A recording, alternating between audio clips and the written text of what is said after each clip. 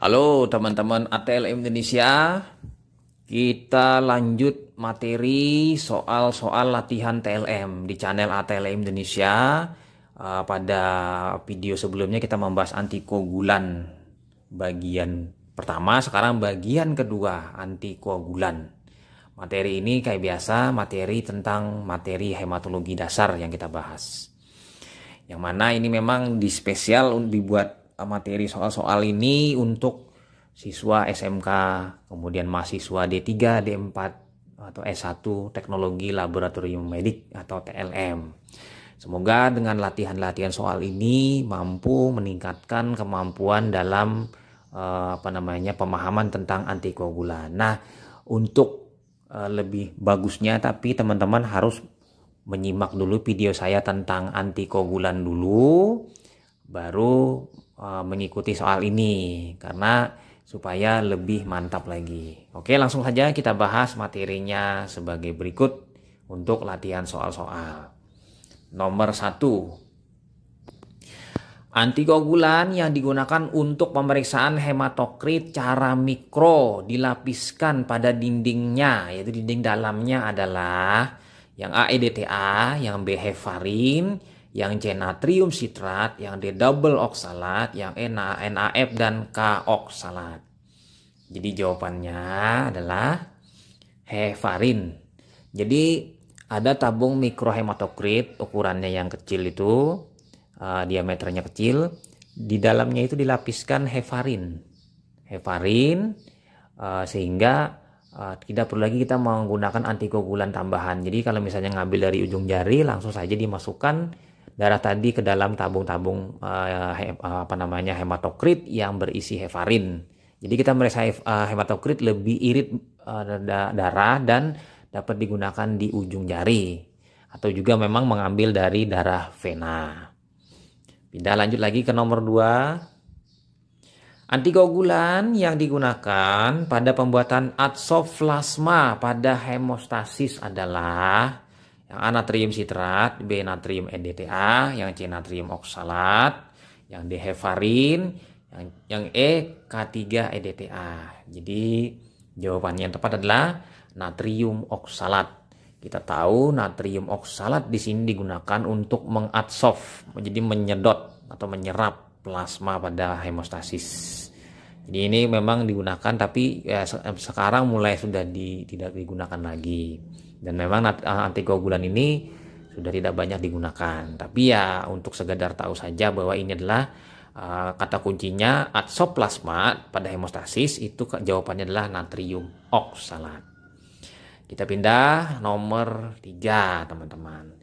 Antikoagulan yang selain digunakan dalam hematologi juga untuk pemeriksaan elektrolit darah adalah, misalnya kita memeriksa tidak ingin repot pengambilan darah, misalnya hanya satu tabung saja, jadi antikoagulan ini yang digunakan, yaitu A natrium sitrat, yang B natrium EDTA, yang C double oksalat, yang D natrium oksalat, yang E lithium heparin. Jadi jawabannya adalah lithium heparin. Jadi kalau kita ingin praktis, cukup menggunakan lithium heparin, maka bisa digunakan untuk pemeriksaan hematologi juga, dan juga untuk pemeriksaan elektrolit di dalam darah. Karena lithium itu tidak mengganggu pemeriksaan Na, K, Cl, dan Ca. Oke, pindah kita lanjut ke nomor 4. Antikoagulan harganya mahal.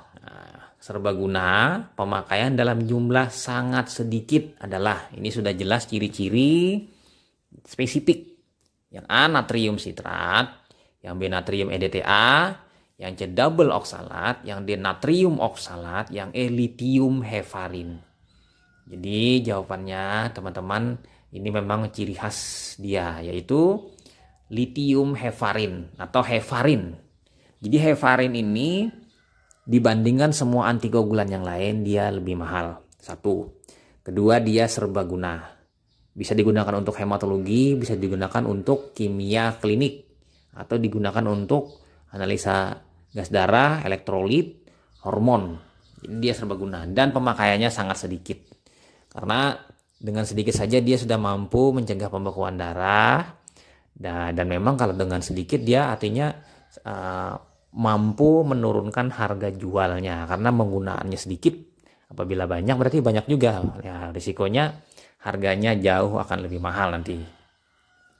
Kita pindah lanjut ke nomor selanjutnya, nomor 5. Antikoagulan yang paling baik dan dianjurkan oleh ICSH, International Council for Standardization in Hematology, dan CLSI, Clinical and Laboratory Standard Institute adalah apa?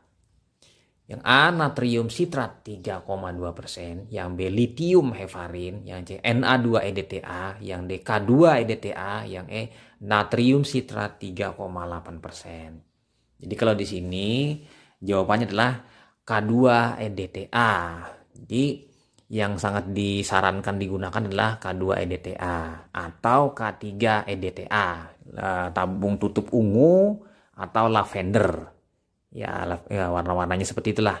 Ini dua jenis ini, K2 dan K3-EDTA ini sangat dianjurkan dibandingkan Na2-EDTA atau antikoagulan lain untuk hematologi. Kita pindah ke soal nomor 6. Antikoagulan yang digunakan dalam konsentrasi 10% larutan dan penggunaan dengan 20 mikroliter di pipet untuk 1 ml darah dicegah pembekuannya adalah titik-titik. Yang A, K2-EDTA, yang B, natrium sitrat, yang C, natrium oksalat, yang D, lithium heparin, dan yang E, Na2-EDTA. Jadi jawabannya adalah Na2-EDTA. Na2-EDTA ini paling banyak dijual dalam bentuk komersil. Dalam kemasan dia larutannya 10% dan biasa digunakan di praktek hematologi siswa-siswi atau mahasiswa-mahasiswi. Kita pindah lanjut ke nomor 7. Antikoagulan yang digunakan hanya ideal untuk laju endap darah adalah titik-titik. Yang A, natrium sitrat 3,2%, yang B, lithium heparin, yang C, Na2-EDTA, yang D, K2-EDTA, yang E, natrium sitrat 3,8%. Nah, jawabannya di sini yang benar adalah natrium sitrat 3,8%. Itu yang wajib digunakan untuk laju endap darah atau ESR, erythrocyte sedimentation rate. Kenapa? Karena dengan 3,8% natrium sitrat itu tidak mengubah bentuk eritrosit. Karena kalau terubah bentuk eritrosit, misalnya 3,2 lebih encer, eritrosit akan mengalami perubahan bentuk.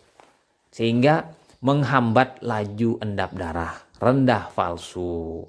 Sementara yang lain itu tidak digunakan untuk LED. LED biasanya dalam tabung tutup warna hitam untuk laju endap darah. Kita pindah lanjut ke nomor 8, teman-teman. Antikoagulan yang digunakan berkemampuan ikatan kompleks kelasi dengan ion Ca adalah yang A, natrium sitrat 3,8% dan EDTA, yang B, lithium heparin dan EDTA, yang C, natrium EDTA dan heparin, yang D, natrium sitrat 3,8% dan K, oksalat plus NaF, yang E, natrium sitrat 3,8% dan heparin. Jadi di sini kalau menganalisa soalnya adalah kata kuncinya kelasi, yaitu natrium sitrat 3,8% dan EDTA. Keduanya mampu melakukan pengikatan dengan kalsium membentuk kompleks yang larut berupa kelasi. Diikat atau digigit kuat si kalsium tadi oleh senyawa natrium, sitrat dan EDTA. Sementara yang bentuk-bentuk lain seperti oksalat dia mengendapkan kalsium. Kita pindah lanjut ke nomor 9. Antikoagulan yang digunakan umumnya untuk gas darah dan elektrolit adalah titik-titik. Yang A, natrium sitrat 3,2%, yang B, lithium heparin, yang C, Na2-EDTA, yang D, K2-EDTA, yang E natrium sitrat 3,8%. Kata kuncinya di sini teman-teman, apabila AGD atau analisa gas darah, blood gas analyzer itu hanya boleh menggunakan antikoagulan lithium heparin. Dan elektrolit biasanya lithium heparin. Dan di sini penggunaannya pun tidak boleh berlebihan. Apabila berlebihan heparinnya menyebabkan error pada saat mengukur gas darah. Nah, ini antikoagulan yang spesifik untuk gas darah, yaitu lithium heparin. Lanjut kita ke nomor 10. Antikoagulan yang digunakan dengan pencampuran dengan darah dalam perbandingan 1 bagian antikoagulan dan 9 bagian antikoagulan darah, ini bukan antikoagulan tersebut, adalah yang A natrium sitrat 3,2%, kemudian yang B natrium oksalat, yang C Na2-EDTA, yang DK2-EDTA, yang E lithium heparin.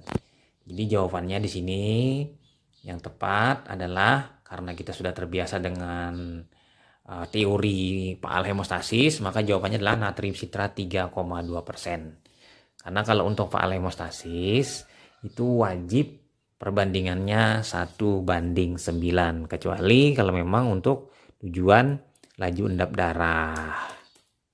Nah, gitu teman-teman. Oke, itu saja soalnya antikoagulan bagian 2. Jangan lupa subscribe. Salam kompetensi, nantikan soal lainnya teman-teman. Dan semoga bermanfaat soal-soal yang kita bahas hari ini dan barokah. Sehingga dapat memahami lebih dalam tentang dunia antikoagulan dalam hematologi. Saya Ahmad Le pamit. Semoga teman-teman sehat selalu dan tambah cerdas dan tambah pintar dalam bidang hematologi. Sampai jumpa. Bye. Wah, mantap.